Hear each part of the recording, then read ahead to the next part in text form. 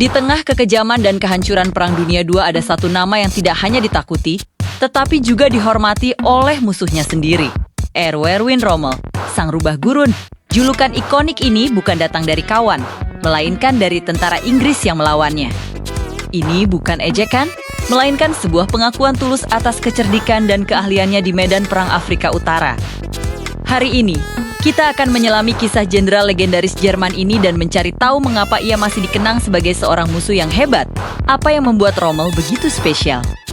Pertama, ia adalah seorang ahli taktik yang tidak terduga.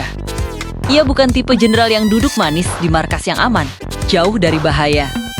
Sebaliknya, Rommel selalu berada di garis depan, memimpin langsung dari tengah-tengah pasukannya. Kehadirannya di medan laga memungkinkannya membuat keputusan instan, beradaptasi dengan cepat terhadap perubahan situasi, dan mengeksploitasi setiap peluang sekecil apapun. Ia adalah master improvisasi. Bayangkan saja, Rommel pernah memerintahkan pasukannya untuk mengikat dahan pohon ke bagian belakang truk mereka.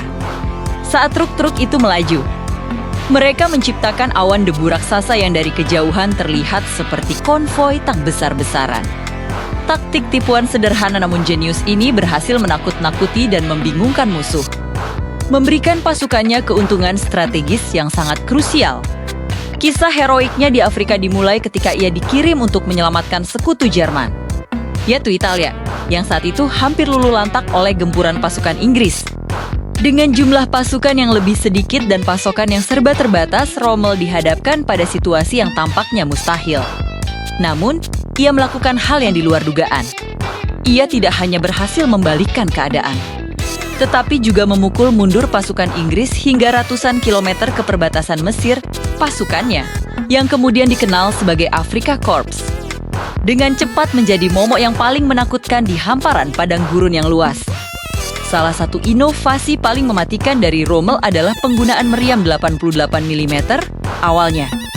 Senjata ini dirancang sebagai meriam anti pesawat. Namun Rommel melihat potensi tersembunyi di dalamnya. Ia mengubah fungsi meriam ini menjadi senjata anti-tank yang sangat efektif, dengan jangkauan tembak dan daya hancur yang luar biasa. Meriam 88 mm mampu menghancurkan tank-tank musuh dari jarak yang sangat jauh, bahkan sebelum tank-tank tersebut sempat membalas tembakan. Taktik ini menciptakan trauma psikologis yang mendalam bagi para awak tank Inggris.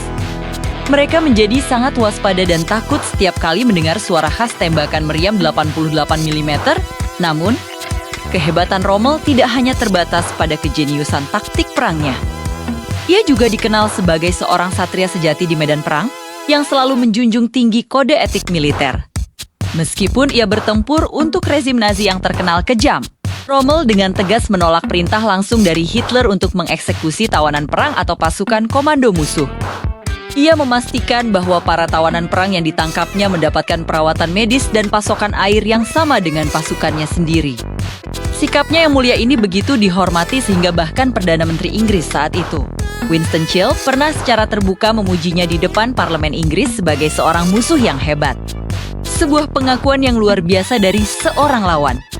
Sungguh ironis, akhir hayat Rommel tidak terjadi di medan perang di tangan musuhnya. Pada tahun 1944, ia dipaksa untuk bunuh diri oleh Hitler sendiri. Ia dituduh terlibat dalam plot pembunuhan sang diktator. Sebuah tuduhan yang keterlibatannya masih diperdebatkan oleh para sejarawan hingga hari ini.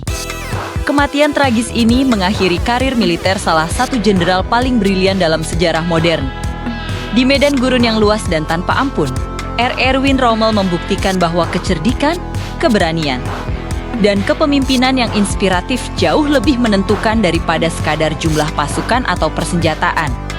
Ia adalah seorang perwira yang menunjukkan bahwa bahkan dalam konflik paling brutal sekalipun, kehormatan dan kemanusiaan masih bisa dijunjung tinggi. Kisahnya tetap menjadi inspirasi dan pelajaran berharga tentang taktik militer, kepemimpinan, dan etika perang yang relevan hingga sekarang. Terima kasih telah menonton. Jika kalian menyukai konten sejarah seperti ini, jangan lupa untuk like, subscribe, dan nyalakan lonceng notifikasinya agar tidak ketinggalan video kami selanjutnya. Sampai jumpa di kisah menarik lainnya.